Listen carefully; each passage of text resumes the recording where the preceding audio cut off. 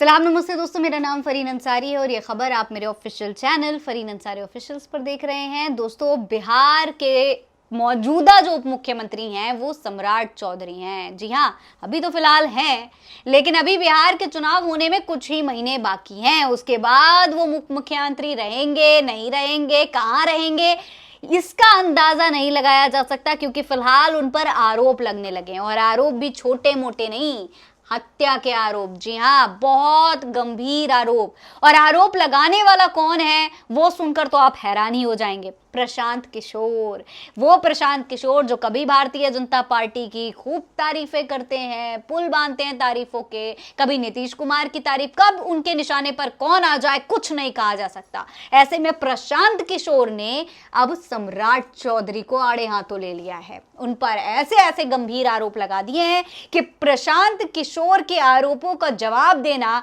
सम्राट चौधरी के लिए मुश्किल हो सकता है। दोस्तों, बिहार के चुनाव में कुछ ही महीने बचे हैं और उससे पहले प्रशांत किशोर ने एक प्रेस कॉन्फ्रेंस की और इस प्रेस कॉन्फ्रेंस में 1995 में हुए एक हत्या के लिए 7 लोगों की हत्या हुई थी और उस हत्या के लिए सीधे सीधे बिहार के उप मुख्यमंत्री सम्राट चौधरी पर आरोप लगा दिया है, उन्हें हत्यारा बता दिया है। देखिए, उनका कहना है कि 1995 में जो हत्या हुई थी, एक बहुत ही बड़ा मर्डर केस था, ये बहुत चर्चा में रहा था उस दौरान।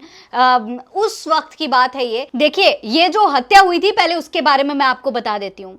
प्रशांत किशोर ने मुंगेर जिले के तारापुर में 1995 में कुशवाहा समाज के 7 लोगों की हत्या का जिक्र किया है। उन्होंने केस नंबर 1995 का जिक्र करते हुए राकेश कुमार मौर्य और सम्राट चौधरी का नाम लिया है। उन्होंने कहा है कि 24/4/1995 को बिहार विद्यालय परीक्षा समिति का एडमिट कार्ड जमा किया गया। तब बताया गया कि सम्राट चंद्र मौर्य और इनकी पूरी डिटेल्स हैं और इनका रिजल्ट फेल है। हत्याकांड में इनका नाम था, लेकिन उनकी जन्म तिथि के अनुसार नाबालिग होने के नाम पर जेल से निकाला गया था।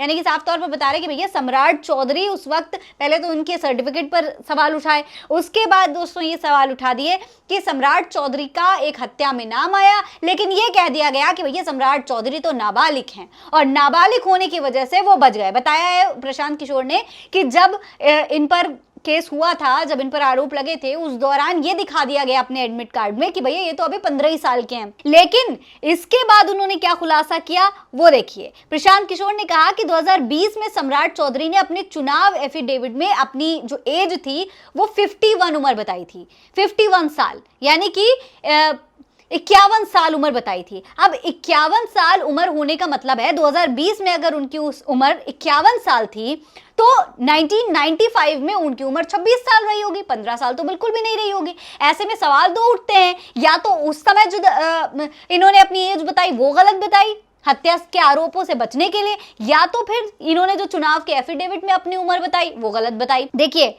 उन्होंने कहा है कि जिसे जेल में रहना चाहिए वो डिप्टी सीएम बना है। उन्होंने नीतीश कुमार से अपील की है कि उन्हें तुरंत बर्खास्त किया जाए, क्योंकि ये उप मुख्यमंत्री बनने के बिल्कुल लायक नहीं है। दोस्तों, प्रशांत किशोर ने आगे ये भी कहा कि सम्राट बताएं कि जो दस्तावेज दिए हैं वो सही है या फिर गलत है। सम्राट 6 हत्या के आरोपी हैं, ये गृह मंत्री के साथ घूम रहे हैं। सम्राट चौधरी को तुरंत इस्तीफा देना चाहिए। प्रशांत ने चेतावनी दी है कि अगर ऐसा नहीं होता है तो वो इस मामले को लेकर कोर्ट भी जाएंगे। यानी कि अगर सम्राट चौधरी ने इस्तीफा नहीं दिया दोस्तों तो प्रशांत किशोर कोर्ट जाएंगे। ऐसे में सम्राट चौधरी के लिए ये वाला बिहार चुनाव बहुत बड़ा चैलेंज होने वाला है। सम्राट चौधरी चुनाव लड़ भी पाएंगे या नहीं, आगे चल के उनका क्या होने वाला है, या फिर केस अगर कोर्ट में पहुंच गया तो समझ लीजिए पूरे पॉलिटिकल करियर का बंटादार हो गया। ऐसे में अब आगे क्या कुछ होने वाला है, क्या सम्राट चौधरी इस्तीफा देंगे या फिर उन्हें कोर्ट के चक्कर काटने पड़ेंगे, ये देखना बेहद दिलचस्प है। फिलहाल इस खबर में इतना ही। ये खबर आप मेरे official channel Farheen Ansari official पर देख रहे हैं। जय हिंद, जय भारत।